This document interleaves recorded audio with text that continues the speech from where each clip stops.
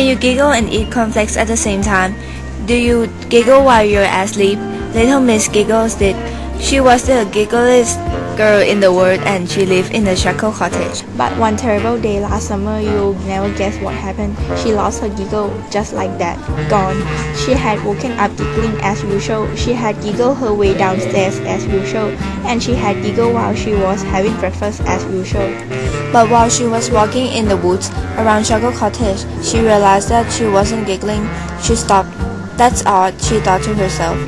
Now ordinarily she would have giggled to herself, but not today. She tried. Nothing happened.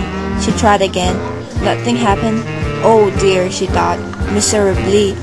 And as she walked along, a tear trickled down her cheek. She met Mr. Happy. Hello, little Miss Giggle, he laughed. And how are we today? What happened? He asked anxiously. You're the happiest person I know, he paused.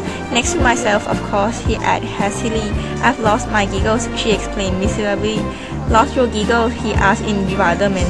Mr. Happy scratched his head. He said. Well, we have just to find it again, won't we? Come on, he said. There's nobody like Mr. Funny for a giggle. When they met Mr. Funny said, tell you what, I'll tell you my very latest joke. Made it up myself. Very funny. He could hardly get to the end of the joke for laughing. It's no use, she sighed. And I have to change my name, she added. They went to see Mr. Topsy-Turvy for an advice. Morning good, matters the what. He always spoke back to front. Dear old doctor, the sea to her tail. That's a good idea, said Mr. Happy. When they go to see the doctor checked in her mouth. You're right, not a giggle inside. I'm sorry, he added, but there's nothing I can do for you.